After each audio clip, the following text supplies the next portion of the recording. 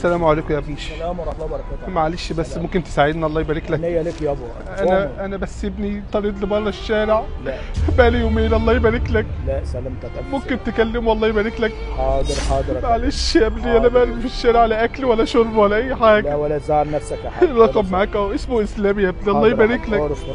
كتر خيرك كتر خيرك يا ابني. اسمه اسلام. اسمه اسلام يا ابني. حاضر يابا. يعني هكلمه لك بس من النبي برضه ما تزعلوش، يعني اتكلم معاه بالراحه شويه كده معلش. لا مفيش اي حاجه مفيش اي حاجه. الله يكرمك يا ابني. دلوقتي وهخليه.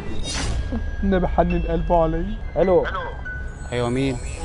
ايوه اسلام معايا. ايوه اتفضل، مين معايا؟ هو والدك قاعد معايا هنا وانت سابه بقالك يومين، انت فين يا اسلام؟ انا اعمل ايه يعني مش فاهم؟ تعالى له بس يا اسلام ده واحده كده بعد اذنك بس. اجي له اعمل له انا ماشي من البيت من امبارح بالليل. تعالى بس 5 دقايق كده انا عايزك بس تشوف والدك عايزك. طب حضرتك فين طيب؟ زرت الورد هنا، تعالى لي جنينه هنا موجوده، هو قاعد جنبي اهو. انت سابه في الشارع بقالك يومين، حرام عليك. طب حضرتك انا هاجي واكلمك تاني وخلاص. حاضر تعالى يا اسلام. كتر خيرك يا ابني. يا رب ما توفني يا ابوس ايدك ابوس ايدك يا ابني. انا مرمي في الشارع. لا ما تزعلش نفسك. الجو ساقع عليا يا ابني وعايز اكل. ما تزعلش نفسك يا ابو. تعبت قوي تعبت قوي. ما تزعلش نفسك.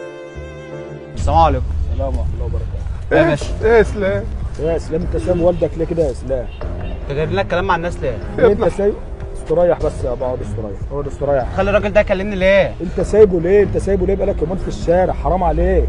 انت سايبه ليه؟ وهو يروح يشوف له اي حته يقعد فيها ويقعد معانا ليه؟ يشوف له اي حته يقعد فيها، ابوك اللي رباك يشوف له حته يقعد فيها بدل ما تشيله على دماغك. اشيله على دماغي ليه؟ طب ومراتي؟ انا قاعد ابويا مع مراته واولادي ليه؟ مراتك تخدمه وانت تخدمه ده ابوك، انت شايف ان كده صح؟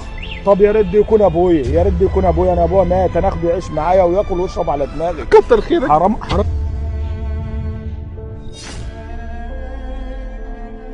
انا مراتي لسه متجوزه بقالي سنه ونص، يا دوبك لسه جايبين حته عيل 6 شهور. اللي انت بتعمله ده هيقعد لعيالك وهيقعد لمراتك، وعيالك هيعملوه فيك. طب انت دلوقتي يرضيك ان انا مراتي تتطلق بسببه؟ مراتك تتطلق بسببه، ابوك اهم. انا قلت له شوف لك اوضه تقعد فيها، ما رضاش. قلت له خلاص بقى براحتك بقى. لا هو بيقول لي شوف دار مسنين على اخر الزمن، تعرف دار مسنين؟ حرام عليك يا اخي، حرام عليك اللي انت بتعمله في وده وقعدوا بقالك يومين في الشارع. بقول لك يا باشا الكلام ده كله ملوش لازمه. بالسلام يابا، انت مش عايز ابوك بالسلام.